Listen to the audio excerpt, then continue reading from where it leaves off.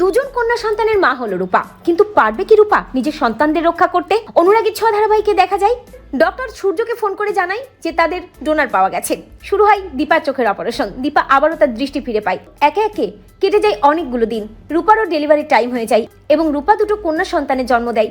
সেনগুপ্ত বাড়িতে খুশির জোয়ার বইতে থাকে। সবাই যখন হসপিটালে হই হুল্লোড় করতে থাকে এবং দুটো কন্যা সন্তানকে নিয়ে সবাই যখন খুশিতে মেতে ওঠে, তখন ওই হসপিটালে হাজির হয় ছদ্মবেশী রুডি। রুডি জেল থেকে পালিয়ে গেছে এবং রুডি ওয়ার্ড বয়ের ছদ্মবেশে সেখানে হাজিরও হয়েছে। তবে দীপা হঠাৎই খেয়াল করে দেখে আড়ালে কেউ একজন দাঁড়িয়ে আছে। রুডি লুকিয়ে পড়ে এবং রুডি ভাবতে থাকে নানা ধরা পড়লে চলবে না, যে করেই হোক না কেন ওই দীপা সেনগুপ্তের প্রাণ ভোমরাদের ওই নাতনি দুটোকে আমাকে চুরি করতেই হবে। আড়ালে যে কেউ দাঁড়িয়েছিল দীপা দেখতে পায় এবং দীপা বেশ ভয় পেয়ে সূর্যকে বলে, ডাক্তারবাবু ডাক্তারবাবু, আমার মনে হলো আমি আড়ালে কাউকে দেখলাম, ওটা কে ছিল ডাক্তারবাবু? সূর্য দীপাকে বলে, দীপা দীপা আমি দেখছি ওখানে কে ছিল। সূর্য গিয়ে দেখে কাউকে পায় না। রুডি আসলে লুকিয়ে পড়ে। সূর্য দীপাকে এসে বলে, দীপা আমি তো কাউকেই দেখতে পেলাম না, তুমি বোধহয় ভুল ভাবছো, আসলে তুমি একটু ভয় পাচ্ছ। ভয় পেও না, আমরা সবাই এখন এক হয়ে আছি, আমাদের কেউ ক্ষতি করতে পারবে না।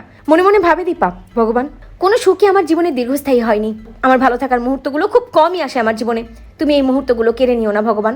অন্যদিকে রুডি ভাবতে থাকে, দীপা সেনগুপ্ত তোমার ভালো থাকা আর এই জীবনে সম্ভব নয়, কারণ রুডি যতদিন আছে ততদিন তুমি কখনো ভালো থাকবে না। তোমার প্রাণ ভোমরাদের তো আমি আমার হাতের মুঠোয় নেবই, তারপর দেখবে এদের তোমার সেনগুপ্ত পরিবারের বংশধররা কোথায় কিভাবে বড় হচ্ছে।